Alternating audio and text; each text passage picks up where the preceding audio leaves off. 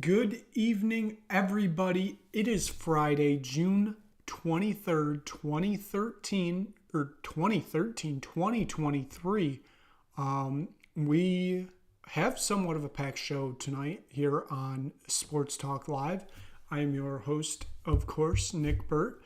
A lot of things have happened since the last show on Monday. Had to skip the show on Wednesday. Had the annual owners meeting for the Saskatchewan Roughriders, and I can tell you business is booming in Regina. One of the most profitable years on record. But you know what? You're not here to hear about the financial reports of the Saskatchewan Roughriders. You're here to hear about sports and me talk about it. First of all, wearing whatever you want to call them these days. This is an original Impact Montreal jersey. You know, they've gone through a lot of names past years. You know, Club de Foot Montreal, CF Montreal, obviously Impact. Tomorrow, Saint Jean Baptiste Day in Quebec. Big holiday for them. Probably bigger than Canada Day in Quebec. A lot about... It's a big French holiday, so just putting that out there, wearing what I would expect would be worn for a Quebecian holiday. So, let's just get into it. NBA draft was last night.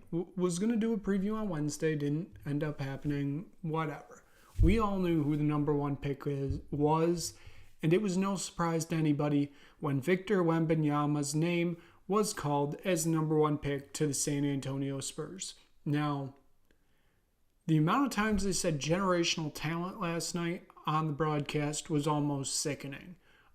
It had to be at least 50 or 60 times it was said. Absolutely unbelievable. But, if they really think this guy is it, they'll say anything.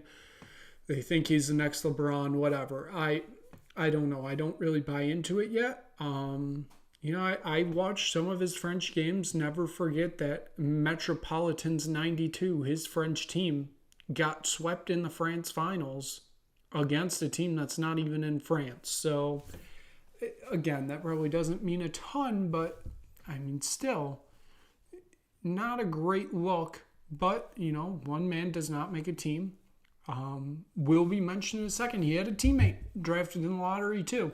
So that's 2 lottery picks, and you got swept to a team not even from France. So that team is from Monaco, technically France, technically not. It's a micro state.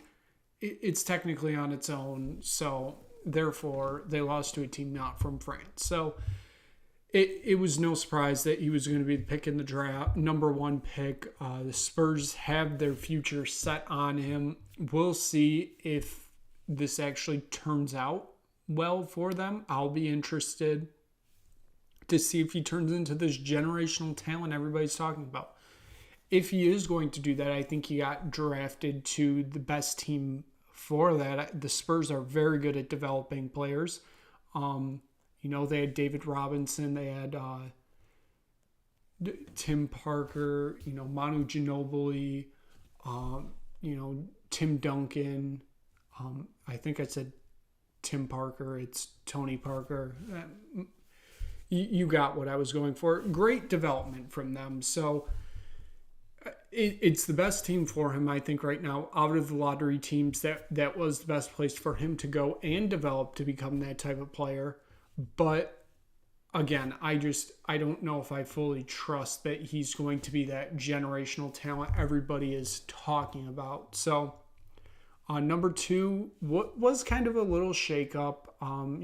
It was between Scoot Henderson and Brandon Miller. The Charlotte Hornets, with Michael Jordan in his last draft as owner, making the pick, calling for Brandon Miller to join the Charlotte Hornets. It sounds like the Hornets fan base not thrilled with this pick. I somewhat see the point there, but I do think if you take everything off the court, I think Brandon Miller is a very good player. In this draft, he's a top 3 player. I think him and Scoot they're like 2A and 2B since Wembanyama was clearly number one. I think it was more with Scoot. You have a player that he played in the G League, which means some things, but I think the talent of college basketball is just more and it proves more. But then you could also say Brandon Miller didn't have great games in the NCAA tournament, which is when it matters most, obviously. And like I said, I thought they were 2A and 2B. I didn't really think the Hornets could really go wrong here, but I think given everything off the court with Brandon Miller, that kind of soured people to him. So, but he still ends up being the number 2 pick. Number 3 to Portland, it was Scoot Henderson. Obviously, the big question in Portland is Damian Lillard's future.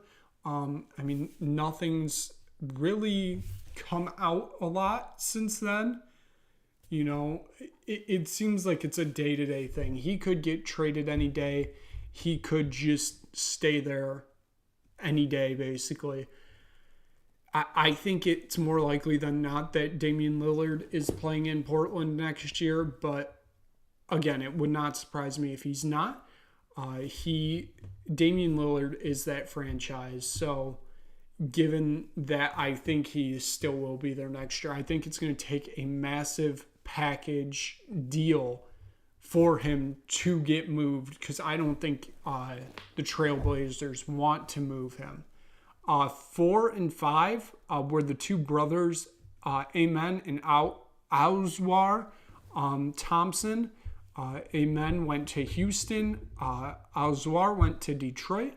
I know a lot of people in Detroit not very thrilled by the pick. Which,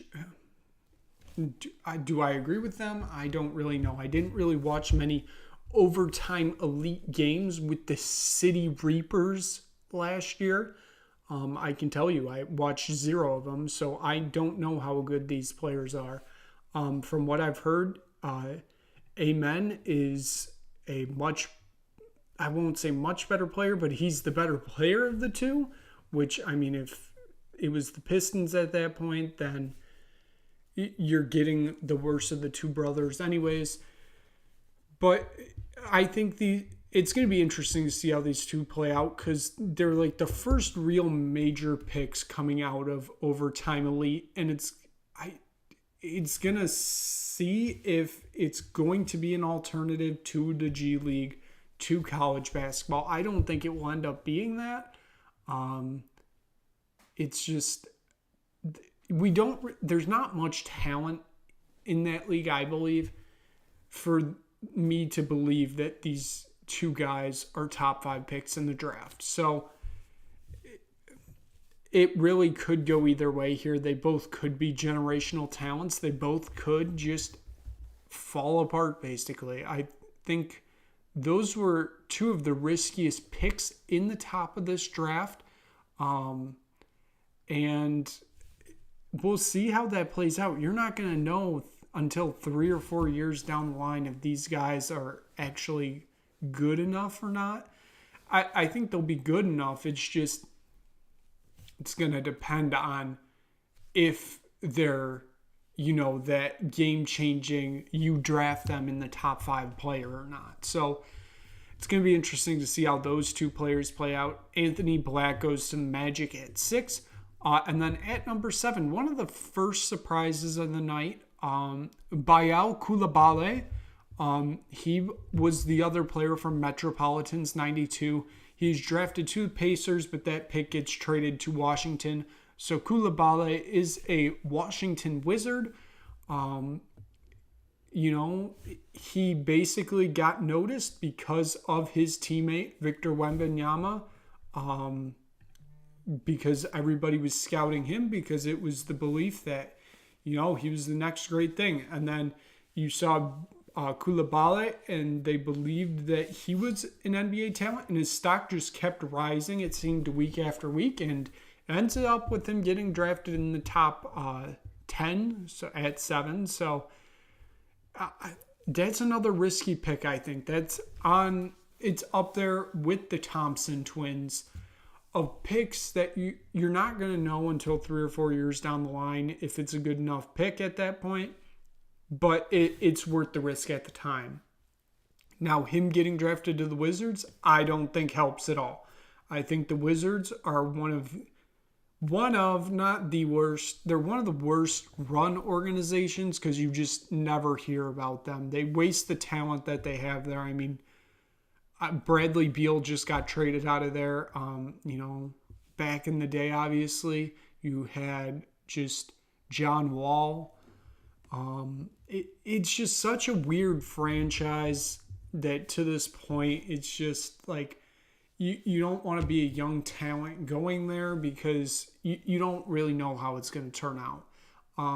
But other news coming out of the Wizards, the Qatari sports department has bought 5% of the franchise. That's like the first major league top 4 team in America to be bought by a foreign investor like that. So it's going to be interesting, again, 3 or 4 years down the line, see how that plays out. Now it's only 5%, so it's not a ton, but it is what it is, basically. Jarius Walker, he goes to Indiana at 8. Taylor Hendricks goes to Utah at 9. And Carson Wallace goes to Oklahoma City at 10. So that was the top 10 of the NBA draft. Some other interesting picks in there. Number 11, Jet Howard from Michigan. This was an absolute stunner to me. He goes to Orlando. Jet Howard, I don't think is a top 11 pick in the draft. I didn't think he showed a lot in college. That's why I was really questioning this pick a lot because he really seemed like a late first round, early second round player, but it ends up turning out that he's almost a top 10 player. He's in the lottery, obviously. I don't see this pick working for the Magic at all. I don't see what they see in him, I guess. Like I said, I was very surprised by that pick at 11 because I figured he was going to go. Probably he wasn't going to be a lottery pick, so that would be 16 or under. So, yeah, Jordan Hawkins goes at 14 to the New Orleans Pelicans. Jordan Hawkins from UConn. I loved that draft pick. I don't love it going to New Orleans because I feel like New Orleans is a franchise just kind of in flux right now. It seems like they are done with Zion. They want to move on, but they don't. And I don't know if any team really wants Zion right now, just given all the problems that are happening right now, both on and off the court with Zion. And, he's not going to be a Guangdong Tiger in the Chinese Basketball Association. A team will take him. But I just don't know of a team right now that would want to touch him. So the Pelicans just seem like a franchise, don't have a direction right now. But I do like the pick of Jordan Hawkins. Jordan Hawkins is going to shoot the ball like crazy for the Pelicans. And it's going to be interesting to see how his game translates to the NFL. The NBA. I think this might be a sneaky pick as one of the best picks in the draft, and I have a hope that he's going to have a good future ahead of him. Another player that went somewhat higher than I thought was Jalen Hood-Schifino from Indiana. He goes at 17 to the Lakers. It's a good pick by the Lakers because they need bench depth, and I think he's a good bench depth player. I just figured he was going to go probably like 25 or below that. I didn't really expect him to be drafted at 17. But like I said, the Lakers need bench depth, so I think it ends up being a good pick for them. At 19 Brandon Pozemensky, I believe is how you say it, from Santa Clara, gets drafted to the Golden State Warriors. So kind of stays in the state at least. It's not really the area, but stays in the state. I think this is another good pick for the Golden State Warriors. It's kind of on the level as Hood Schifino. I think he's a bench type player right now. Depending on where the Warriors franchise goes the next few years, maybe inches up to starter. I think he's going to be a good player in the NBA. And I think he's going to be more of a bench player these first few years, these last few years of the dynasty, I'd say. They did add Chris Paul just a few days ago. And it doesn't seem like they're going to cut him. It seems like he is going to stay on with the franchise. So that's going to be interesting to see how that plays out. Keep going through the draft. The 28th pick, Bryce Sensabaugh from Ohio State, gets drafted to the Utah Jazz. Another pick, I thought he was going to go, he was a second round player. He ends up going in the first round, obviously, late first round. But Utah seems like a team that is very much rebuilding right now, so I see him getting probably a decent amount of play time. So it might end up being a good pick, but we really won't know for a while. Second round, the Milwaukee Bucks draft with the 36th overall pick. They draft Andre Jackson Jr., another player from UConn. I think this is, once again, an absolutely great pick. Him and Giannis, I believe, are going to be a good 1-2 combo on that Bucks team. I don't think Andre Jackson Jr. is a starter day one. I think he ends up being a starter. I think he's going to be that good in the NBA. And this kind of feels like a Draymond Green type situation, I guess I'd say. Where he's drafted in the second round and then he ends up being a very good player. So given that, there weren't really any more names that jumped out at me. I mean, I guess at 49 to the Cleveland Cavaliers, it was Amani Bates. Just talent unrealized, basically. He may have never been, because they were saying at points in his high school career that he was the next LeBron. So it is what it is with him. I don't know if the Cavs are the right team for him because I think he's still got a way to develop. So given that, there weren't really any other major picks that I would mention here. So that's going to be it for the NBA draft recap. We'll go NHL news and notes, basically just because the Calgary Flames franchise is falling apart right now. Noah Hanifin, Travis Lindholm, and Michael Backlund basically all have said they're not re-signing in Calgary. And then it was basically said Tyler Toffoli isn't doing the same either. So that is four major players for the Calgary Flames that seem to see their tenure in Calgary coming to an end sooner rather than later. And I don't know where this Flames franchise goes from here. This is a very interesting situation for them because you could end up getting a decent amount of capital, but then you're in a full-on rebuild. And I don't know, with everything that's changed in Calgary, it kind of seems like that's going to be the way to go now, is that full-on rebuild.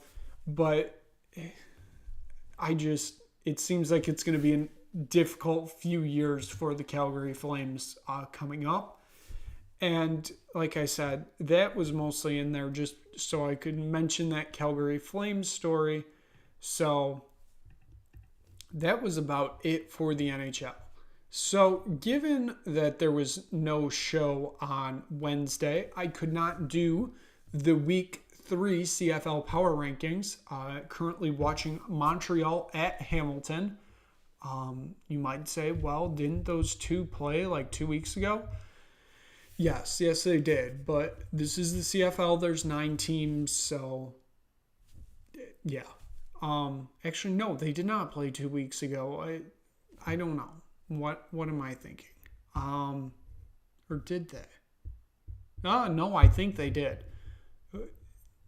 Yeah, they did. They did play 2 weeks ago, and they're playing again. And there was a big game last night. It will be recapped on Monday. But like I said, these were made on Wednesday.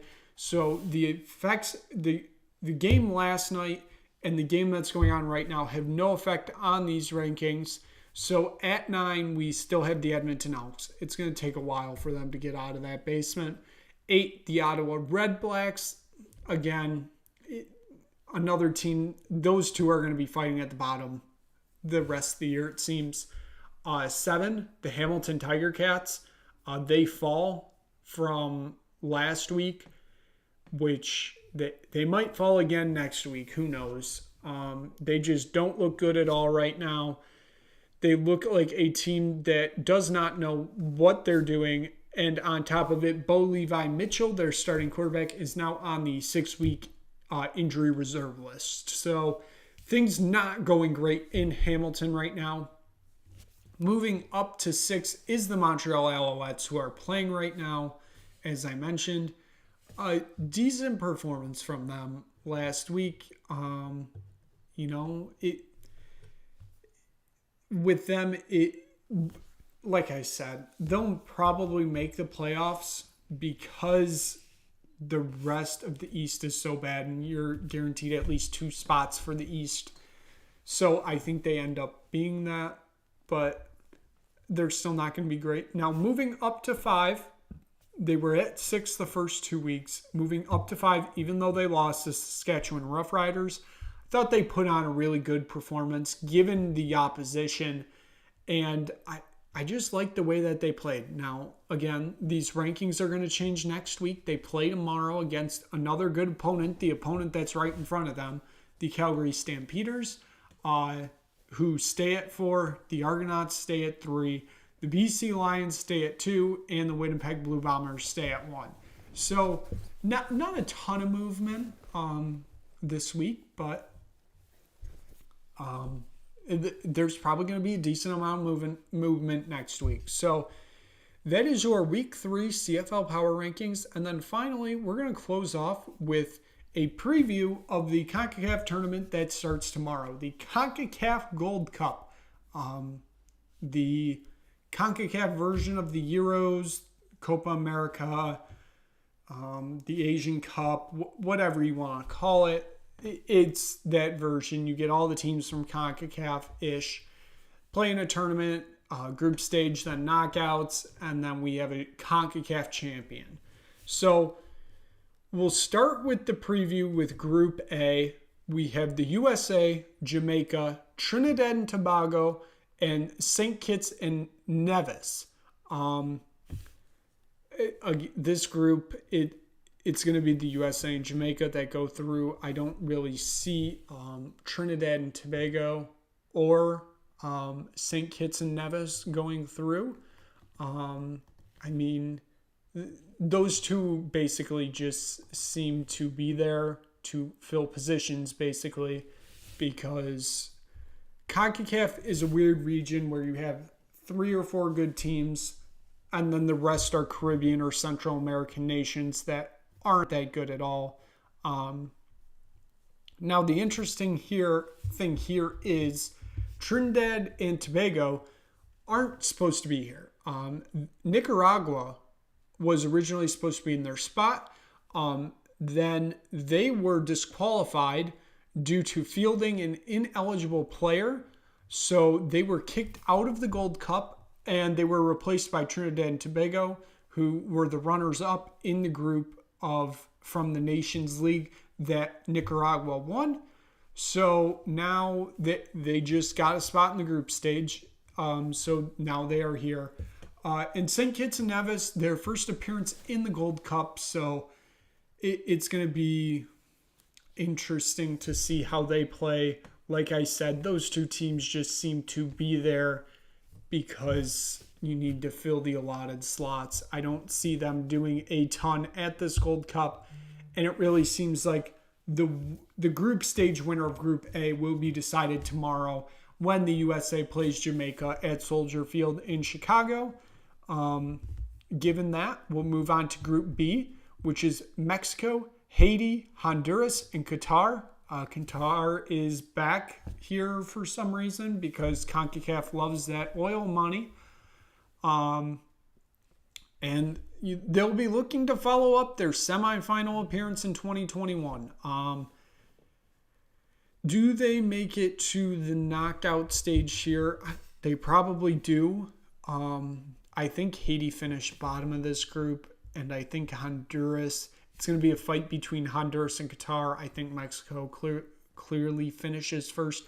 Even with the turmoil within the organization right now, I think they're just too good to lose, basically. But given that, I feel like this group's also wide open. If Mexico is as much of a train wreck as they were at the Nations League, this group is wide open, I think. So it's going to be interesting to see how this group plays out. I don't think it's, like I said, none of these groups are really great. There's just nothing really to call home about, I'd say.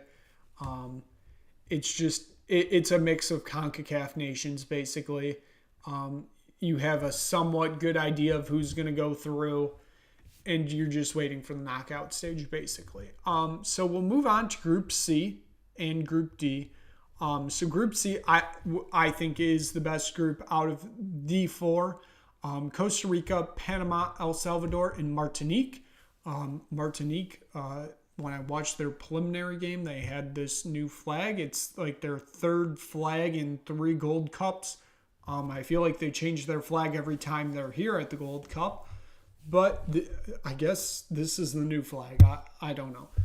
Martinique always put up a decent performance. They're not a FIFA nation because they're an overseas colony of France. So this is their time to show off on the big stage, basically, because they don't have the opportunities in World Cup qualifying. They don't have the opportunities in the World Cup period. So this is their World Cup, which this is something I like about the Gold Cup, is you usually get these nations that aren't FIFA affiliated because they're overseas colonies of somebody in Europe, and they put on good performances. I mean, I don't think St. Kitts is one of them, but Guadeloupe is another one of those overseas colonies. So, like I said, I think they put on good performances. They're never good enough, I'd say, just because the other nations are good, much better than them. But like I said, I like this group because Costa Rica, Panama, and El Salvador, I feel like they're all going to fight it out just to get those 2 spaces to advance to the knockout round. Martinique can play spoiler here. Don't think they make it, but they could play spoiler, basically.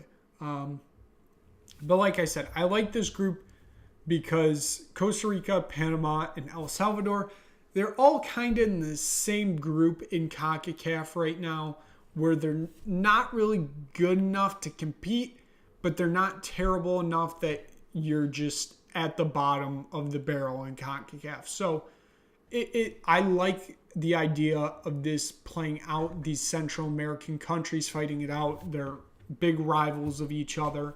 So I'm really excited for this group. This is the group I will most be looking forward to. And then finally, in Group D, we have Canada, Guatemala, Cuba, and Guadeloupe. Canada, easy go through, I think. I mean, they're not bringing a roster. They're not bringing a C roster. They're bringing like an A- roster, I'd say. I really don't know who goes through here in group, like for that second spot. It really could be anybody, honestly. Probably not Guadeloupe, though. I think it will be Guatemala or Cuba. And it probably ends up being Guatemala. But what do I know, basically?